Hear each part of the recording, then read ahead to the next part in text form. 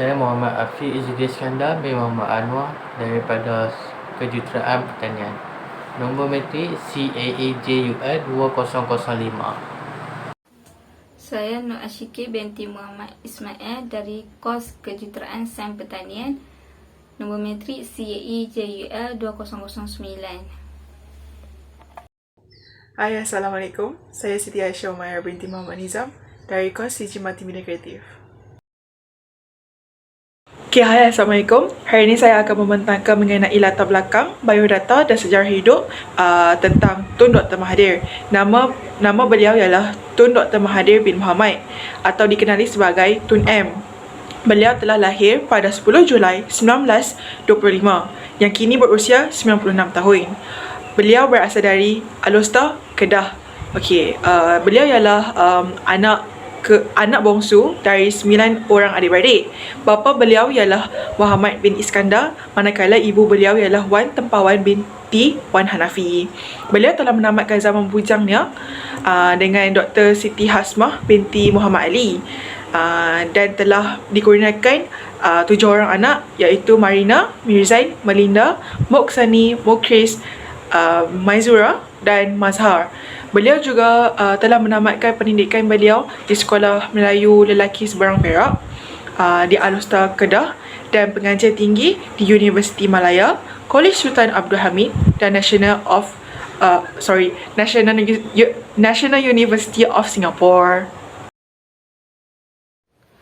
Ciri-ciri kepimpinan yang ada dalam diri beliau iaitu Tun Dr. Mahathir. Yang pertama, the power of alignment, iaitu satu kuasa pelarasan yang telah ditetapkan oleh Tun Dr. Mahathir untuk mendapatkan matlamat yang jelas. Beliau juga seorang yang berani dan memiliki fokus dalam membawa ahlinya untuk mencapai objektif yang telah ditetapkan. Beliau juga seorang yang lantang dalam berkata-kata, dalam mengutarakan pandangan dan pendirian menentang dasar berat sebelah negara barat yang telah melibatkan isu pemberdagangan manusia, diplomasi antarabangsa, isu Palestin dan sebagainya. Bagi ciri yang kedua pula ialah Tun Dr. Mahathir ni lebih dikenali sebagai kuku besi, iaitu seorang yang kejam dalam mentadbir ekonomi negara. Kuku besi ni bermaksud Tun Mahathir ni bukanlah seorang yang kejam, tetapi beliau adalah seorang pemerintah yang tegas dalam mentadbir ekonomi.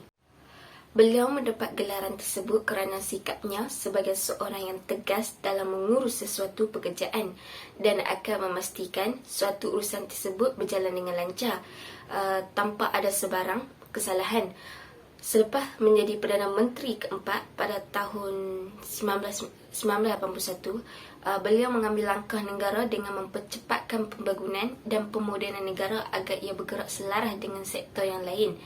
Dengan pentadbiran oleh beliau, landscape ekonomi negara berubah dari sebuah negara pertanian kepada industri yang berteknologi tinggi dan perdagangan di peringkat global mengikut peredaran masa. Bagi ciri yang ketiga pula ialah Tun Mahathir seorang yang konsisten dalam menasihati dan mendesak untuk melakukan perubahan yang baru terhadap negara, sebagai contoh Wawasan 2020 dan Dasar Penswastaan. Selain itu juga beliau sangat lantang bersuara dalam sebarang isu yang melanda, sama ada luar ataupun dalam negara. Dari situ kita dapat melihat juga yang Tun Mahathir ni mempunyai sudut pandangan yang berbeza dari pihak yang lain. Disebabkan itu, kita dapat melihat buku-buku tulisan Tun Dr. Mahathir mengenai politik, perlembagaan dunia, kelemahan negara dan sebagainya, kerana beliau lebih suka membaca dan mengkaji isu semasa. Bagi ciri yang keempat pula ialah penerapan Islam dalam pentadbiran. Penerapan Islam dalam kepimpinan suatu pentadbiran sangatlah bagus kerana ia memperoleh keberkatan. Beliau juga sangat komited dalam menunjukkan nilai-nilai Islam dalam mentadbir negara. Tidak heranlah Tun Dr. Mahathir ni juga beliau pernah mendapat pengiktirafan oleh The Muslim 500 sebagai lelaki Muslim yang paling berpengaruh dunia pada tahun 2019. Disebabkan itu juga negara Malaysia di bawah pimpinan beliau dipandang tinggi oleh negara-negara yang lain. Ciri-ciri yang terakhir pula di mana beliau ialah seorang yang dasar pandang ke timur, di mana Tun Dr. Mahathir tidak menyandungi negara barat kerana cara pentadbiran yang tidak sistematik. Beliau memperkenalkan dasar pandang ke timur yang dikekalkan sehingga ke hari ini untuk memberi semangat kepada rakyat dan berhenti mengagungkan negara barat. Dengan adanya dasar pandang ke timur, beliau mahu Malaysia mencontohi negara Jepun yang dapat maju, berdaya saing dan menjadi sebuah kuasa ekonomi dunia yang berjaya selain Amerika. Beliau menjadikan negara Jepun sebagai contoh negara yang berjaya bangun dari kemulut kejatuhannya setelah Perang Dunia Kedua dan muncul sebagai negara perindustrian utama dunia tanpa perlu mengorbankan harga jati diri mereka. Okey, kita beralih pula kepada sejarah hidup beliau. So, kalau korang tahu, Tun M ialah seorang doktor dan ahli politik yang pernah menjadi Perdana Menteri keempat Malaysia pada 16 Julai tahun 1981. Beliau telah menyandang jawatan tersebut selama 22 tahun dan telah menjadi sejarah di Malaysia dan Asia Tenggara. Beliau juga dikenali sebagai bapa pemodenan di atas kejayaan beliau menukarkan Malaysia dari sebuah negara pertanian kepada negara perindustrian moden. So, basically, berdasarkan biografi dalam laman web pejabat Perdana Menteri, beliau telah meletakkan jawatan tersebut, Perdana Menteri pada 31 Oktober 2003. Okey, pada tahun 2016 pula, Dr. Mahathir telah muncul kembali di alam politik apabila beliau menubuhkan Parti Pribumi Bersatu Malaysia iaitu Bersatu untuk menandangi Barisan Nasional iaitu BN. So, pada tahun 2018 pula, dalam satu kejutan politik, Bersatu dan parti-parti bersekutunya memenangi pilihan raya umum ke-14 iaitu PRU 14. So, beliau telah menjadi Perdana Menteri ke-7 pada usia 93 tahun iaitu pada 10 Mei 2018 dan beliau telah meletakkan jawatan Perdana Menteri pada 24 Februari 2020 dan juga sebagai ahli Parlimen Langkawi di Kedah. Okey, kita beralih pula ke kisah-kisah yang menarik yang berlaku di dalam diri beliau. So, kalau basically korang tahu, A Doctor in the House iaitu bilik buku buku milik beliau sendiri telah menyatakan bahawa tarikh lahir beliau ialah pada 10 Julai tahun 1925. Tapi bapa beliau telah menukarkan tarikh lahir dalam sijil kelahiran beliau iaitu sebagai 20 Disember tahun 1925 untuk memudahkan urusan persekolahan beliau.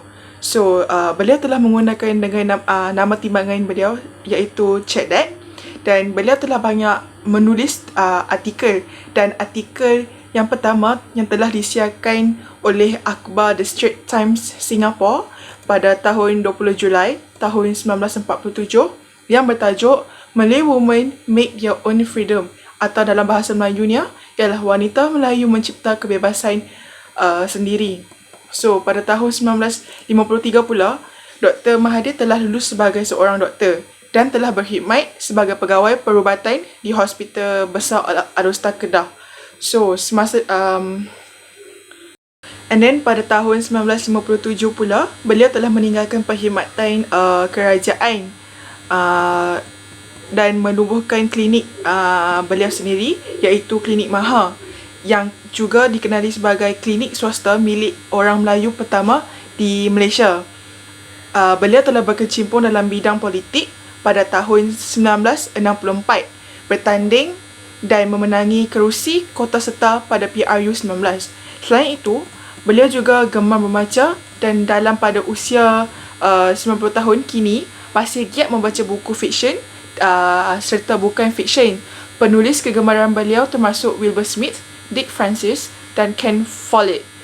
Beliau juga gemar menunggang kuda dan mendedahkan bahawa beliau memiliki hampir 40 ekor kuda dan 2 ekor kuda telah dihadiahkan daripada Presiden Zia Al-Haq yang berasal dari Pakistan.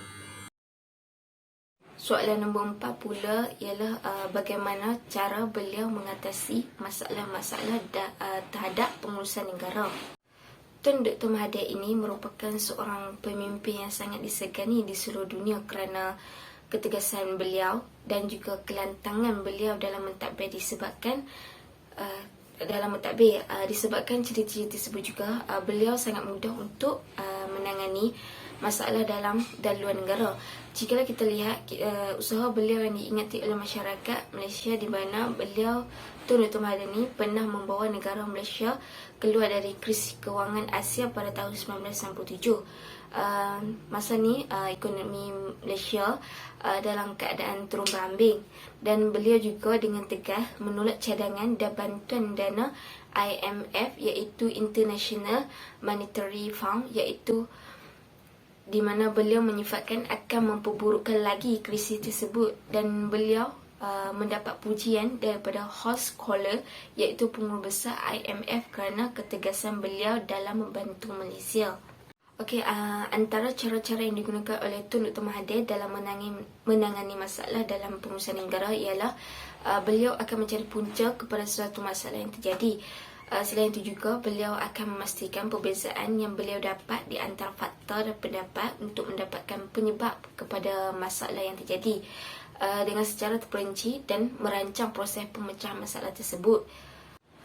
Sebagai contoh, semasa beliau dilantik sebagai sebagai Menteri Pelajaran pada tahun 1974, beliau telah mengubah dasar pendidikan negara dengan melaksanakan usaha-usaha untuk membasmi dan menghapuskan kemiskinan serta mewujudkan keadilan kepada semua masyarakat tanpa mengira miskin atau kaya. Walaupun mendapat tentangan serta halangan dari akademik, namun beliau tetap dengan pendirian beliau dan telah berjaya menghapuskan segala kritikan dasar baru yang dilakukannya. Cara kedua pula ialah melalui brainstorming, di mana beliau seorang yang suka mengembangkan alternatif penyelesaian melalui perbincangan bersama para stafnya yang ditugaskan. Bagi beliau, semakin banyak idea yang dikeluarkan, semakin banyak peluang untuk mendapatkan jalan penyelesaian bagus. Selain itu, Tun Dr. Mahathir ni menimbulkan masalah yang baru pada negara. Sebagai contoh, semasa Malaysia dilanda krisis kewangan kewangan Asia pada tahun 1997, cara terakhir pula Tun Dr. Mahathir akan memilih penyelesaian kepada alternatif yang telah dibincangkan dan akan mempertimbangkan dengan penuh berhati-hati tanpa berat sebelah. Dalam masa yang sama juga, beliau akan membeli satu atau dua pilihan jalan penyelesaian yang manakah paling terbaik dan memberi manfaat dalam jangka masa yang panjang. Dan Tun Dr. Mahathir juga akan mengambil tindakan lanjut untuk menerapkan jalan penyelesaian terhadap masalah yang berlaku. Beliau juga akan memantau alternatif yang digunakan itu dari semasa ke semasa untuk melihat keberkesanannya. Selain itu, Tun Dr. Mahathir sentiasa mempunyai backup plan jika plan yang digunakannya itu tidak menjadi. Dan Tun Dr. Mahathir juga akan mengambil tindakan lanjut untuk menerapkan jalan penyelesaian terhadap masalah yang berlaku. Beliau juga akan memantau alternatif yang digunakan itu dari semasa ke semasa untuk melihat keberkesanannya. Selain itu, Tun Dr. Mahathir sentiasa mempunyai backup plan jika plan yang digunakannya itu tidak menjadi. Akhir kata daripada beliau pula, iaitu Tun Dr. Mahathir, beliau yakin dan percaya bahawa setiap rakyat perlu memainkan peranan agar wawasan ini akan berjaya dilaksanakan menjadi sebuah negara yang berteknologi tinggi menjelang tahun 2020. Untuk mencapai segala matlamat yang dirancang, beliau telah merancang strategi untuk menghadapi beberapa dugaan dan cabaran kepada generasi-generasi yang akan datang. Tun Dr. Mahathir Mohamad telah dilahirkan pada 20 Disember 1925 di Lorong Kilang Ais, Berang, Perak. Tun Dr. Mahathir Mohamad telah mendapat pendidikan awal di Sekolah Melayu Lelaki Seberang Perak dan bersambung di Sekolah Inggeris Al-Ustaz yang kini dikenali sebagai Mata Sultan Abdul Hamid. Persekolahannya di Tenggala sebab ketika Jepun memerintah Melayu. Setelah tamatnya Perang Dunia Kedua pada tahun 1945, beliau telah kembali menyambung pelajarannya di sekolah yang sama. Pada tahun 1952, beliau telah memperolehi ijazah sarjana muda perubatan dan pembedahan MBBS, dan pada tahun berikutnya Tun Dr. Mahathir membuat Ausmasjid di Hospital Besar Pulau Pinang.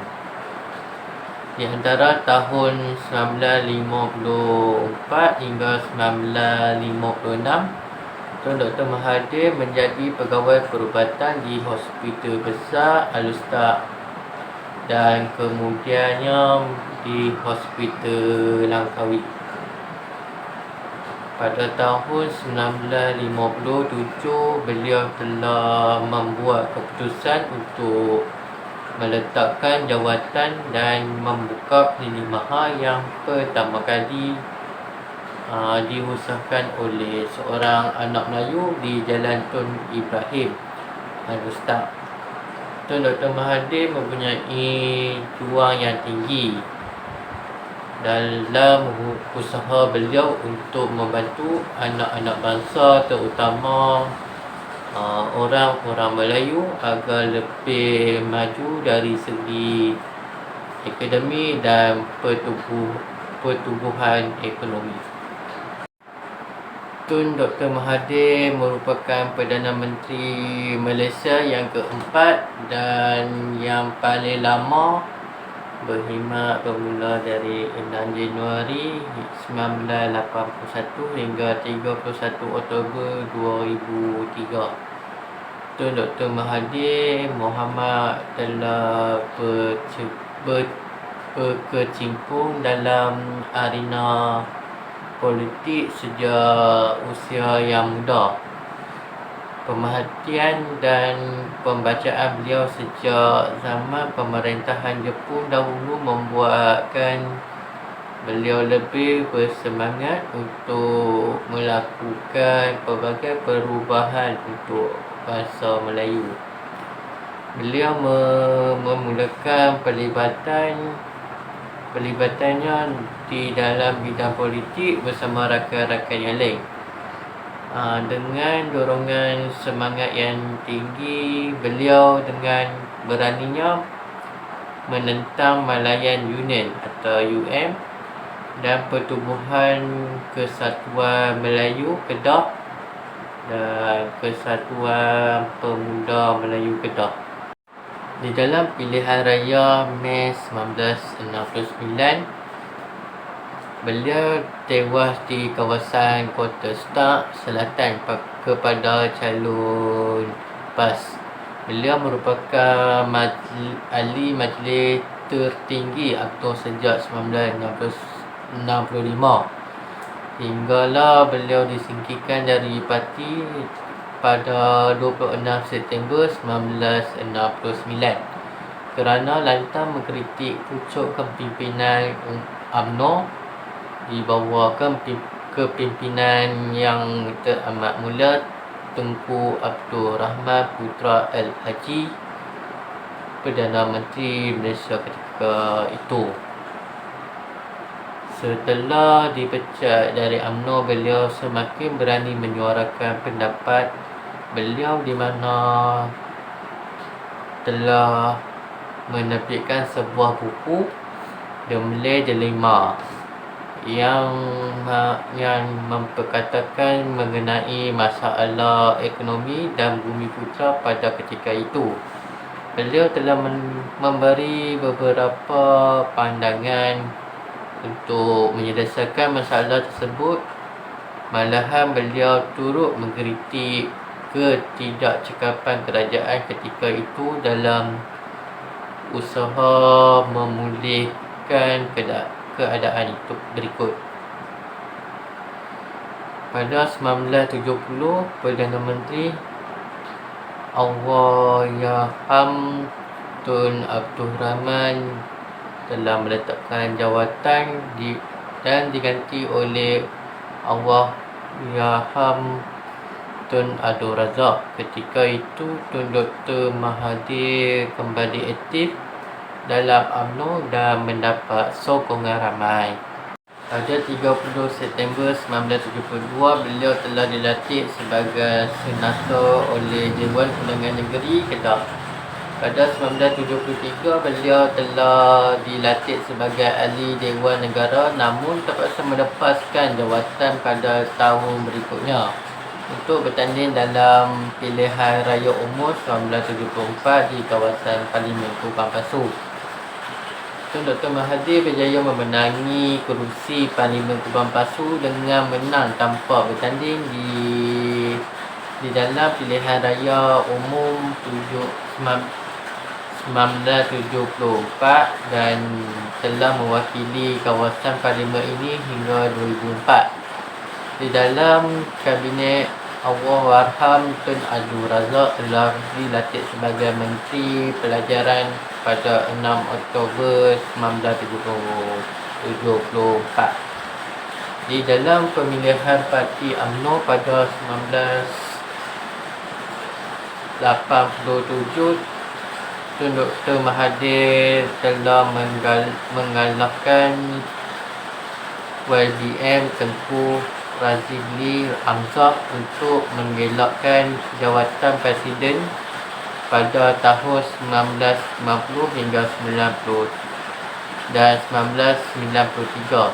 Sekali lagi Tun Dr. Mahathir Mohamad memenangi tanpa bertanding sebagai Presiden Parti di bawah pentadbiran Tun Dr. Mahathir. UMNO yang menjadi tunggak kepada Kerajaan Barisan Nasional telah memenangi kesemua pilihan raya umum pada tahun 1982, 1986, 1990, 1995 hingga dan 1999.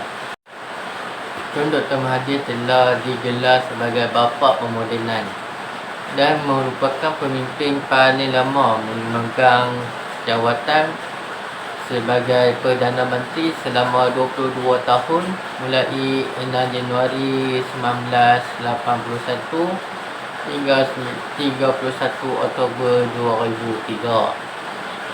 Sebagai pemimpin negara, Tun Dr. Mahathir telah membawa banyak perubahan-perubahan kepada rakyat dan mengatur program untuk generasi yang membangunkan bangsa Melayu agar setanding dengan mana-mana bangsa di dunia. Banyak telah diperkenalkan dan kerajaan-kerajaan yang besar dicapai pada zaman pemerintahan beliau dari segi mengubah corak pemikiran, ekonomi, pendidikan, etika sosial dan budaya hidup rakyat Malaysia. Beliau mempunyai pandangan yang jauh untuk kesejahteraan dan kemakmuran dan menebus maruah bangsa, memajukan negara dan meletakkannya di pensejarah antarabangsa. Segala perancangan adalah di dalam bentuk jangka panjang menunjukkan satu titik permulaan dari penyatuan negara secara keseluruhan. Tun Dr. Mahathir telah berjaya merealisasikan impian dan harapan rakyat selaras dengan kehendak wawasan 2020 ke arah kemajuan negara. Wawasan 2020 telah diperkenalkan oleh beliau dan dijalankan sebagai asas dan panduan untuk mencapai matlamat negara yang maju dan sistematik dari segi sains dan teknologi, ekonomi dan infrastruktur setara dunia. antara anugerah yang telah diterima oleh adalah anugerah Doktor Terhormat dari Universiti Indonesia. Perdana Menteri Tun Dr. Mahathir Mohamad hari ini dianugerahkan ijazah Doktor Terhormat Persuratan Kemanusiaan oleh Universiti Indonesia Jepun bagi menghargai sumbangan beliau dalam menegakkan prinsip kedaulatan undang-undang serta dedikasi kepada pendidikan. Pada majlis penganugerahan ijazah Doktor Terhormat itu, Masyuka menegaskan bahawa komitmen Dr. Mahathir dalam mengukuhkan kedaulatan undang-undang yang menjadi asas kepada kemakmuran demokrasi dalam era serba mencabar ini.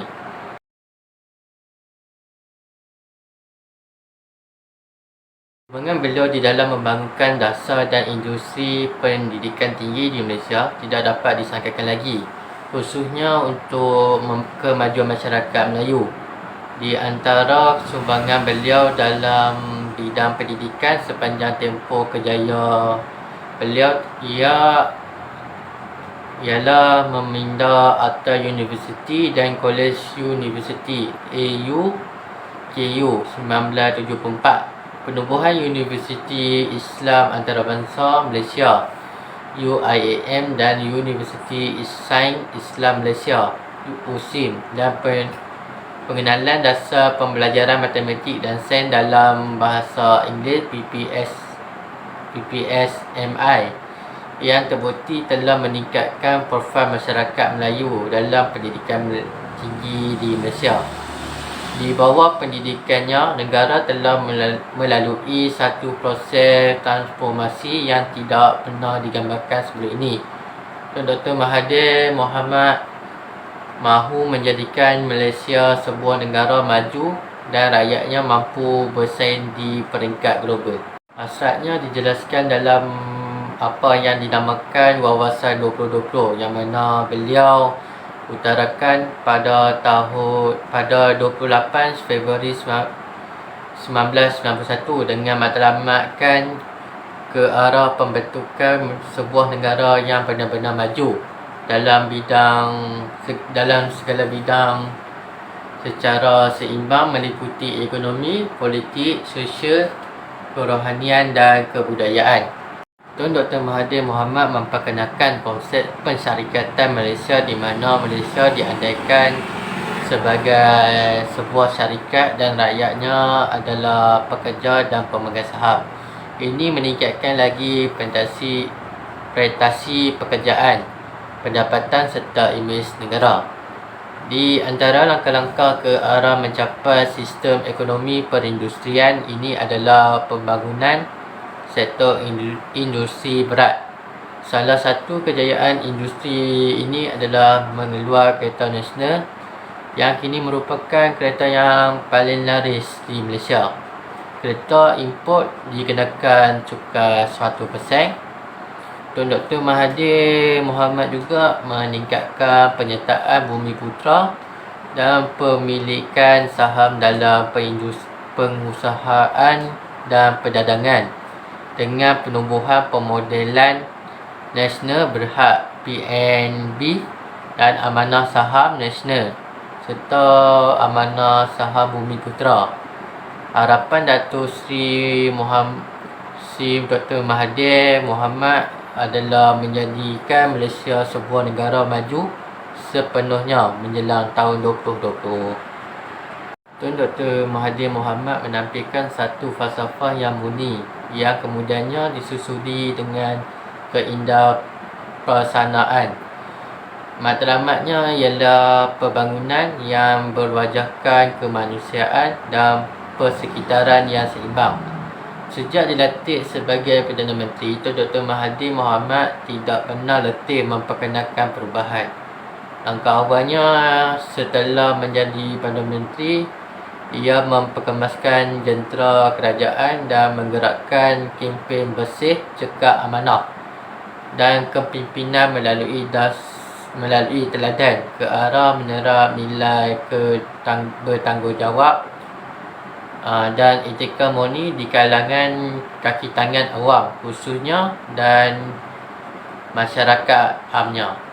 Tun Dr. Mahathir Mohamad juga menampilkan dasar kedudukan 70 juta ke arah menjadikan Malaysia mempunyai pasaran dalam negara yang mampu menyokong pengeluarannya.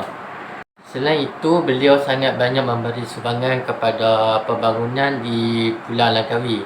Lebih 1,000 penduduk Langkawi buat pertama kalinya berhimpun dalam perhimpunan yang diadakan pada sebelah malam di Dewan Masyuri.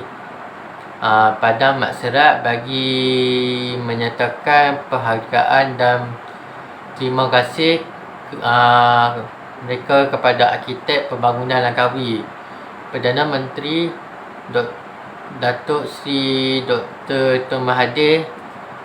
Acara itu telah dirancang dengan begitu rapi dan meriah kerana ia adalah majlis yang cukup bermakna bagi penduduk Langkawi yang mahu menyatakan penghargaan mereka kepada bapa pembangunan negara ini. Dulu Pulau Langkawi adalah pulau yang sepi, tidak membangun dan boleh dikatakan agak mundur tanpa hotel mewah serta pusat membeli belah yang besar.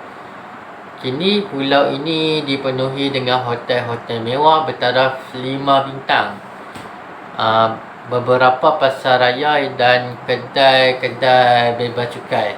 Justru itu, penduduk tempatan merasakan selepas 15 tahun Langkawi diisytiharkan sebagai pulau bebas cukai. Ini adalah masa yang paling sesuai untuk mereka mengucapkan terima kasih kepada Tun Dr. Mahathir di atas segala usaha dan idea merencanakan pelbagai program dan projek untuk membangunkan Pulau Langkawi.